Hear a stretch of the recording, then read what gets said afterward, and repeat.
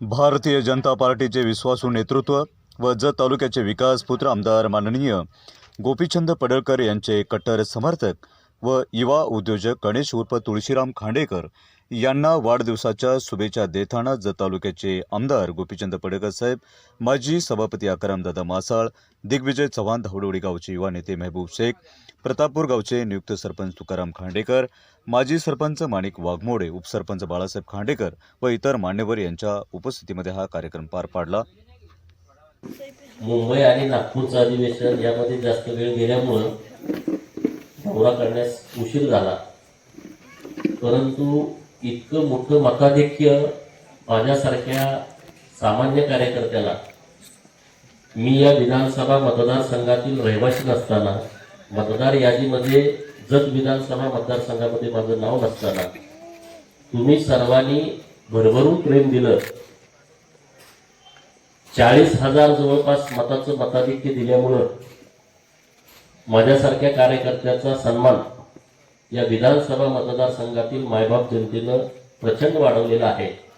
आणि म्हणून किमान मी आपल्या प्रत्येक गावात यावं, तुमच्याशी बोलावं, तुम्हाला धन्यवाद द्यावं आणि तुमची गावात काय नेमकी कामं करायची आहेत त्याची सगळी यादी घेऊन जावं, या हेतूनं मी या गावभेट दौऱ्याचं आयोजन केलेलं आहे।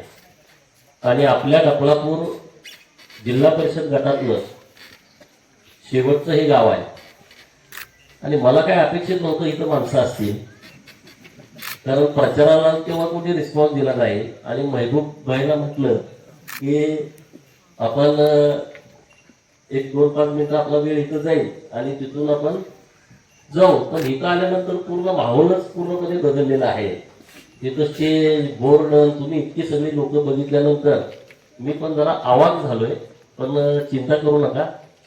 धावडवाडी गावामध्ये मी विधानसभेला उभा राहण्यापूर्वी सुद्धा मी माझा काही निधी इथं दिलेला आहे वेगवेगळ्या माध्यमातून, आणि आता तुम्ही मला जी यादी दिलेली आहे जवळपास 9 कामं तुम्ही मला सुचवलेली आहेत आणि मी निश्चितपणे येत्या महिन्याभराच्या आतमध्ये, कारण सगळ्याच गावांना मला निधी द्यायचा आहे आणि निधीचं समान वाटप झालं पाहिजे, वादविवाद होता कामा नये, म्हणून मी वेगवेगळ्या निधीची वाट बघतोय। अजून मंत्रिमंडळामधले मंत्री महोदय त्यांची दालनं घेणं, तिथं त्यांचे अजून नीटनेटकेपणा व्हायचं आहे, म्हणजे अजून 8-15 दिवस जातील। माझा मतदार आमदार फंड आणि बाकीचा येणारा निधी असा व्यवस्थितपणे मार्ग काढून आपण सगळ्या गावांना निधी देणार आहे। धावडवडीला सुद्धा जी कामं तुम्ही मला सुचवताय ती कामं मी सगळी व्यवस्थितपणे तुम्हाला मार्गी लावून देतो, हे सांगण्यासाठी मी आपल्या गावामध्ये आलो। काही चिंता करू नका। मताधिक्य जरी आपल्याला इथं मिळालं नसलं, जेवढी मतं मिळाली ती सुद्धा काही मला कमी नाही, चांगली मतं मला मिळालेली आहेत आणि त्या सगळ्या मतदारांचा सन्मान ठेवून ज्यांनी विरोधात काम केलेलं आहे त्यांना सुद्धा सन्मान देण्याची भूमिका आपली असणार आहे। त्यामुळे तुम्ही चिंता करू नका, अरे धावडवाडी देते तर नाही अमुक असं काही नाही डोक्यात ठेवू नका। ही सगळी कामं तुम्ही जी सुचवले, ते जिल्हा परिषद शाळेचं काम असेल, गावातले अंतर्गत रस्त्याचे काम असतील, नंतर काही तुम्ही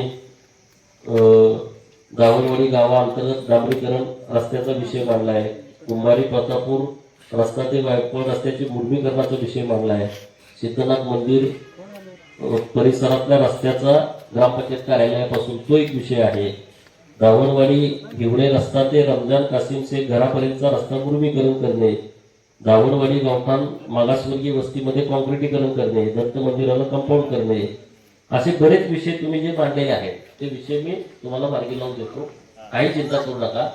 पण आता तुम्ही जरा गावातल्या लोकांनी बदलायला पाहिजे, माझी तुम्हाला विनंती आहे। जाणीव जाणं जाऊ द्या, तुम्हाला वाटत नव्हतं मी निवडून येईल, तुम्हाला काय अंदाज नव्हता की मतदारसंघामध्ये काय घडतंय, तुम्ही एकच बाजू ऐकून घेऊन मतदान एका बाजूने केलं असेल तर झालं झालं, पण आता पुढे तुम्ही सगळ्या गावकऱ्यांनी माझ्यासोबत यायला पाहिजे अशी माझी तुम्हाला कळकळीची विनंती आहे। आणि यायला पाहिजे म्हणजे विकासाच्या दृष्टिकोनातून तुम्ही माझ्यासोबत या। तुमचं जर काम मी काय शिल्लक ठेवलं तर मला तुम्ही 2029ला जाब विचार, पण आता पूर्णपणे बदला जिल्हा परिषद येणार आहे तेव्हा धावडवाडीकडे आमचं लक्ष आहे आणि तुम्हाला माझी विनंती आहे की तुम्ही जर जास्तीचा आम्हाला सपोर्ट केला तर आणखी बरं होईल, तुम्ही नाही सपोर्ट केला तर आम्ही कामं करणार।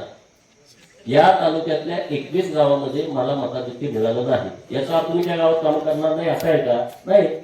ज्या गावामध्ये मला मताधिक्य मिळालंय त्याच पद्धतीनं ज्या गावामध्ये मला मताधिक्य मिळालं नाही तिथं सुद्धा मी काम करणार आहे, असं काही नाही। त्यामुळं तशा पद्धतीनं आपल्याला तर पूर्णपणे बदलावं लागेल, चेंज व्हावं लागेल आणि विकासाच्या दृष्टिकोनातून विकासाचं राजकारण आपल्याला करावं लागेल।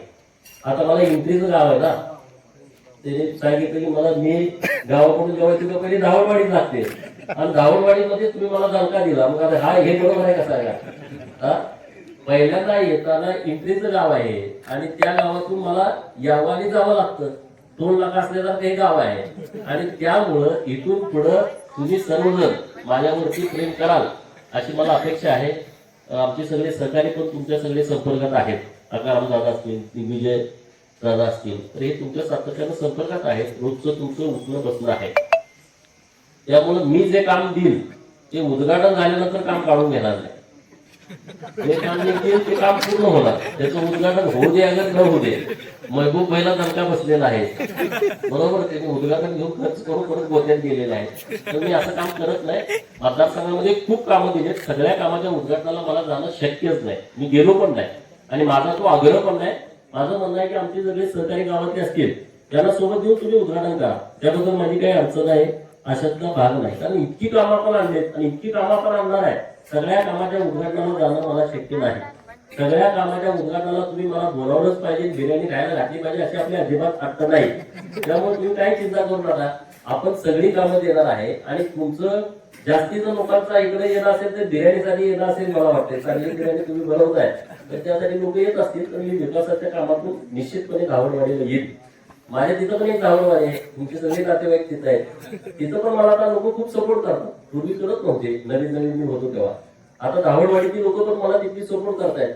आता ती धावडवाडी आणि ही धावडवाडी तुमचं एकमेकाशी नातं संबंध खूप आहे, तर तिकडे जे विरोधात आहेत त्यांना समजून सांगा, त्यांनी आमच्या बरोबर आलं पाहिजे आणि इकडचे कोण विरोधक आहेत त्यांनाही माझी